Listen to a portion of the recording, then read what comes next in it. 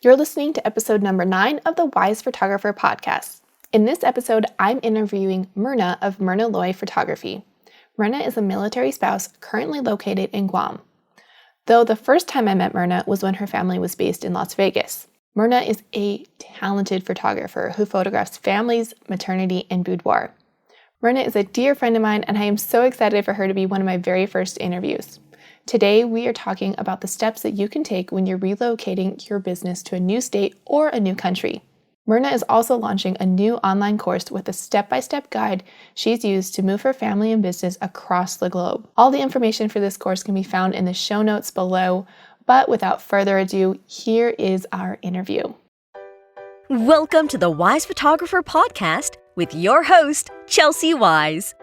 Each week, Chelsea is bringing you the best tips and tricks to help you create a joyful, profitable, more purpose-filled photography business.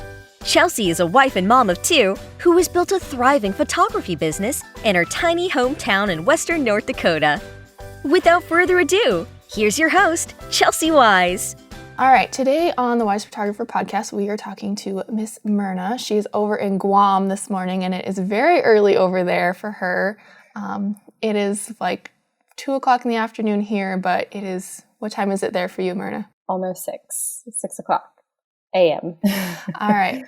So, for those who don't know you, can you tell us a little bit about yourself and your family and your business and kind of who you are? Sure. I'm Myrna Lockery, owner of Myrna Photography. I'm a military spouse, 2 kids, 2 dogs that we've adopted here. We've been in Guam for about 3.5 years. We leave about mid-May next year. No idea where yet.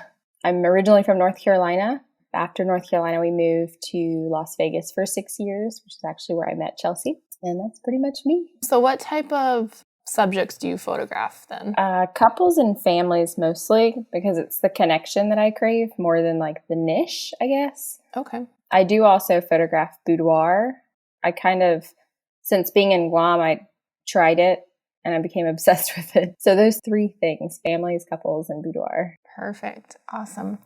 So tell me a little bit about your moves, because you've moved twice now with your business. Is that right? Well, when I moved from North Carolina to Vegas, I wasn't active in it. I took like a big break from it. Okay. But moving from Las Vegas to Guam, that was a big move, like across the world. Yeah. Tell me a little bit about the things that you did like before your move to kind of help set up with that transition. I think the biggest thing was market and location research. That was the first thing. And I did a lot of that on social media as well as Google. Market meaning who was here already, like what other photographers were here, what kind of styles there were. And a lot of times, like, you get a good sense of the scenery that you'll roughly be shooting because they're, you know what I mean? They're sharing those images. And then the location research, like in Vegas, there were tons of permits and things like that. So that's kind of what I was looking for. Yeah. And just oohing and ahhing over all like the hills and the oceans and, things like that. And then social media was big, like the hashtags. What I didn't know in Vegas, though, was Instagram in Guam isn't as popular as Facebook. Facebook is like Google for Guam. Okay. It's very strange. But yeah, market and location research and social media was my first step, I guess you would call that. Perfect.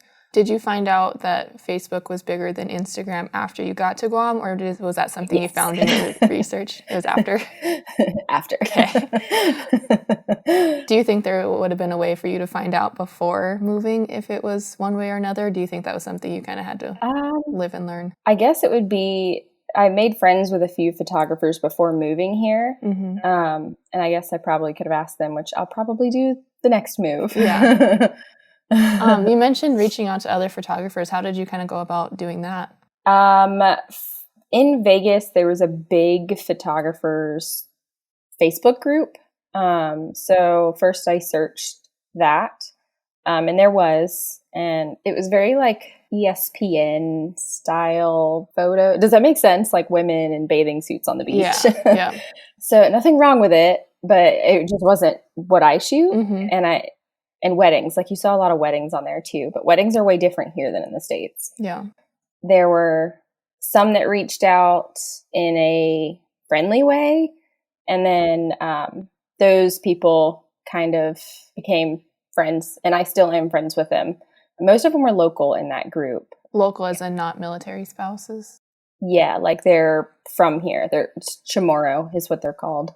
Okay. Do you think that was really beneficial, was to kind of like reach out and kind of beforehand? Oh, yeah. Yeah. Oh, yeah. They already knew the market here and the laws too, like tax laws and stuff like that, which I mean, when you get tax information from a person, it's kind of take it with a grain of salt. Mm-hmm. But just like permit stuff, like location stuff, and are there any like restrictions and things like that. And there was one lady, she was military, and she was actually leaving before I would get here.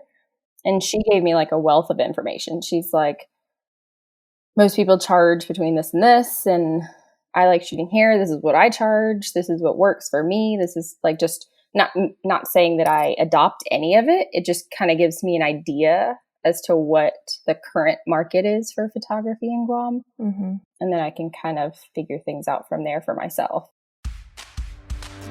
We'll get right back to the podcast, but first, the sponsor for this episode, Trello for Photography. Trello for Photography is an online course that walks you through how to get the most out of Trello to organize your client workflows, keep up with your blogging schedule, and ensure that you never forget what day you're in charge of snacks for the soccer team. No matter if you're a portrait photographer, wedding photographer, offer in-person sales, or digital only, Trello for Photography has a workflow board for you. Having an amazing workflow process that you can replicate over and over is the key to creating raging fans who are singing your name anytime someone's looking for a photographer. Inside Trello for Photography, you'll gain access to my favorite boards, including boards called the 30,000-foot view, Step into my office, and my most used board, My Week. The My Week board actually is where you're going to plan everything that needs to get done each and every day of the week. It's seriously the only way I'm able to keep up with my business, kids, and the housework. You'll gain access to videos walking you through how to use each and every board. Best of all, you get complete lifetime access to boards and updates. Just copy them to your account and start saving time and actually getting things done. Never question whether or not you ordered that album for that wedding client, or spend hours searching for a PIN number for a gallery that someone forgot. Best of news, Trello for Photography is just $29. You spend more than that on a single manicure. To find out more and enroll, head over to TrelloForPhotography.com. That's TRELLOFOR photography.com. So how far out before you move do you start looking at advertising in your new location?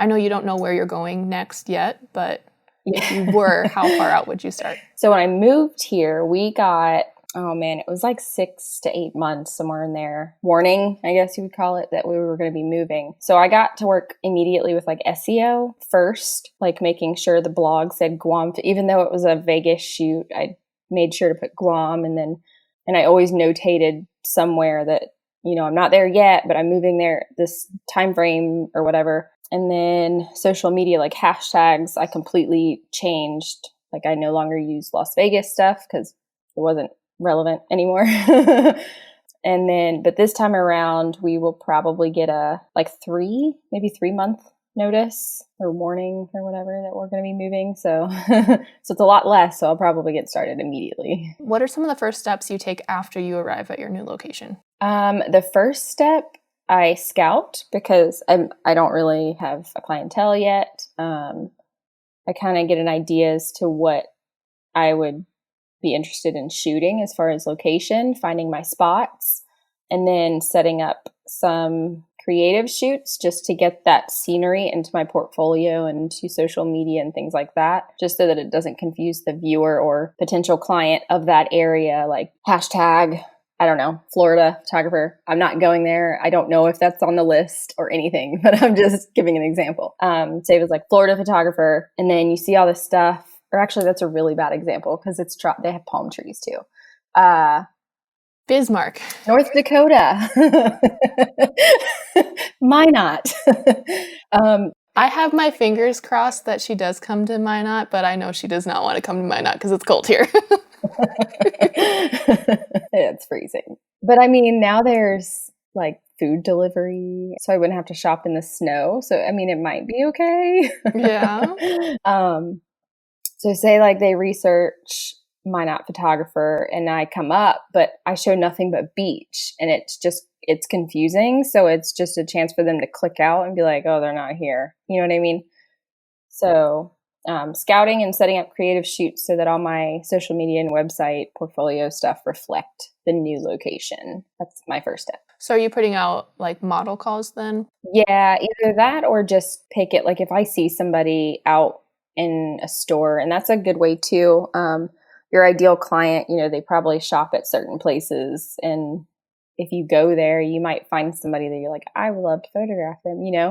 It's a chance to like grab them just to use. So do you constantly keep like business cards on you and stuff? I actually don't use, everybody has their phone, so you can just like tell them like Facebook page or something like that. Yeah. So what advice do you have for other photographers who are kind of planning on relocating or moving in like the next year?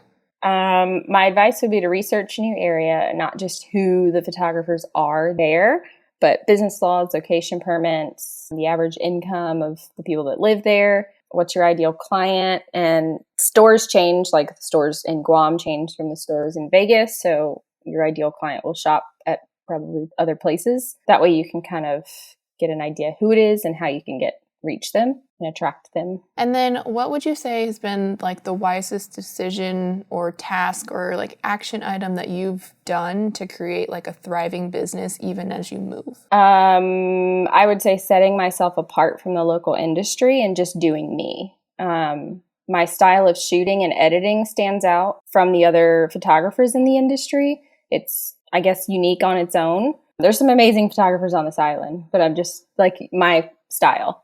But the client experience is what is most different. Do you want to share any of your client experience? Sure. I have a client closet that I've built so that mamas can borrow dresses. In Guam, there's a Ross. Well, there's 2 Rosses now. There's a Kmart, there's a Macy's, and there's a Forever 21 that's actually, I guess Forever 21 is closing globally or something. Have you heard of that? Or maybe it's just here. I don't know. We don't have a Forever 21 within 6 hours of me, so I have no idea. Yeah, I don't know if it's like Remember, I live in the middle of nowhere. Global threat, or maybe it's just here. So there's not a lot of options. So you pretty much have to order something. And sometimes that's just a pain in the butt getting things shipped here because it doesn't arrive very quickly. So having this set of dresses and things like that for them to borrow really helps because finding clothes is stressful. And then the turnaround time for the images, over delivering and getting them sooner than promised and fairly quickly. I mean, that's the majority of it here. Do you think you'll continue to do the style closet even if you come back to like the States? Oh yeah, because I'll have access and easier shipping to more places. I've actually paused the purchasing until we get there. That's really smart because it really helps to like, if you have like certain styles that you like. For me, I like to shoot more like the light and airy stuff. And so like when clients show up wearing like black, the way I edit, it doesn't look as well as if they were wearing something lighter. So by being able to offer them lighter options, I could see how that could be really beneficial for... Not only you're helping them, but you're steering your future clients into the style that you show that looks best with your work. Yeah. Yeah, that makes sense. That's really smart. Yeah.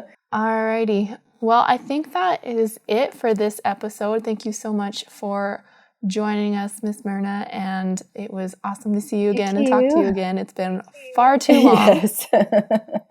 I still have my fingers crossed that you're coming to Minot, but I totally understand if you don't.